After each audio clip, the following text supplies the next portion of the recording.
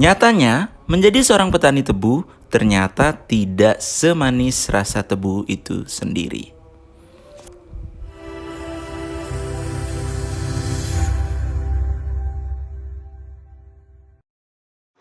Halo teman-teman, selamat datang kembali di channel Mahakam TV, channel yang membahas seputar pertanian, hama dan juga penyakit pada komoditas pertanian dengan menggunakan produk unggulan dari Mahakam Group. Tebu. Teman-teman pasti sudah tidak asing lagi dengan tanaman yang satu ini kan?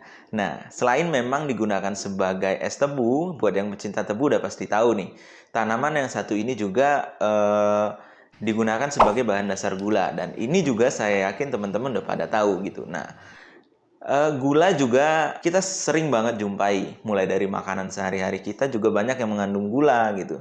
Kue ulang tahun lah segala macam yang dibuat yang ada rasa manisnya pasti menggunakan gula. Karena memang gula ini seperti bahan pokok yang memang sangat dibutuhkan di masyarakat, sehingga di Indonesia sendiri banyak kita jumpai petani tebu, teman-teman. Nah, bahkan bukan hanya di Indonesia. Di dunia pun tebu ini menjadi kebutuhan pokok, sehingga negara-negara di luar juga membudidayakan tebu. Nah, jika kita lihat dari pembudidayaannya, ternyata Indonesia tidak masuk ke dalam daftar 5 negara dengan penghasil tebu terbanyak. Wah, Indonesia yang setahu saya ya, banyak kebun tebunya itu tidak masuk ke dalam daftar 5. Lalu bagaimana dengan negara teratas atau negara dengan daftar 5 penghasil tebu terbanyak ini? Pasti lebar sekali ya tebunya begitu. Ternyata negara penghasil tebu terbanyak itu dipegang oleh Brazil. Kalau di Indonesia sendiri, daerah penghasil terbesarnya itu ada di daerah Jawa Timur dan disusul dari daerah Lampung begitu teman-teman. Jika kita membicarakan tentang tebu, kita juga tidak bisa lepas membicarakan tentang bagaimana proses atau bagaimana para petani ini mengelola tebu begitu teman-teman. Proses pengolahan tebu ini memang sangat sulit ya teman-teman. Banyak masalah yang menghambat pertanian tebu ini. Kita sebagai konsumen yang mengkonsumen gula atau konsumen tebu, kita hanya tahunya bentuk gula itu udah jadi. Ternyata proses yang dialami oleh petani ini sangat rumit sekali, bahkan sangat susah menjadi seorang petani tebu. Banyak kesulitan yang dialami, mulai dari kesulitan menghadapi gulma, kemudian hama, kemudian bagaimana menjual ke pabrik, terus kemudian biaya produksi atau biaya panen yang besar begitu, kemudian terkadang harganya yang tidak sesuai, kenaikan harga gula tidak pengaruh juga ke kenaikan harga tebu. Ini juga masalah besar begitu, apalagi nih sekarang pupuk yang harganya tinggi gitu. Untuk petani-petani kecil ini sudah sangat berat sekali teman-teman. Nah, dan juga ada masalah lain seperti memang harga tenaga kerja atau tenaga buruh yang mahal untuk mengatasi untuk pengelolaan lahan atau mengatasi gulma begitu. Kita merasakan manisnya saja gula, tapi para petani ini itu merasakan pahitnya bagaimana menjadi seorang petani tebu. Tapi tidak ada masalah yang tidak bisa diatasi. Nah, salah satunya permasalahan gulma. Jika kita menggunakan tenaga manusia, mungkin harga tenaga kerja memang saat ini semakin hari makin tinggi begitu. Penggunaan pestisida atau herbisida itu juga khawatir akan berpengaruh kepada tanaman tebu itu sendiri. Tetapi teman-teman tidak usah khawatir, karena sekarang para perusahaan pestisida ini sudah menciptakan herbisida yang namanya herbisida selektif.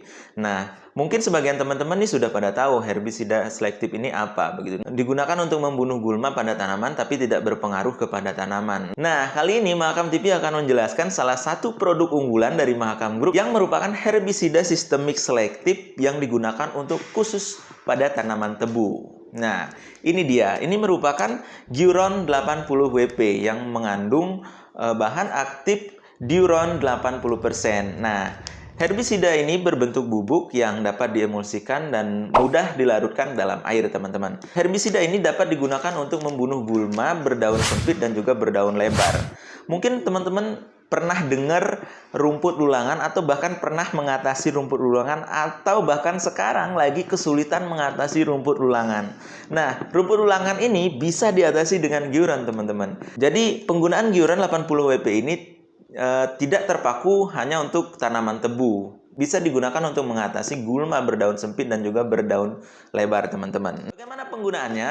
Penggunaan herbisida selektif Giuron 80 WP ini bisa digunakan 1 sampai dengan 2 kg per hektar. Nah, kalau yang ini merupakan kemasan yang 500 gram, teman-teman. Jadi kalau untuk 1 hektar, teman-teman bisa menggunakan 2 sampai dengan 4 kemasan ini, teman-teman. Lalu bagaimana pengaplikasian atau bagaimana waktu pengaplikasiannya? Seperti pada umumnya pengaplikasian herbisida itu bisa dilakukan penyemprotan di pagi hari dari jam 6 pagi sampai dengan jam 10 pagi, kemudian di sore hari dari jam 3 sampai dengan jam 6 sore ya.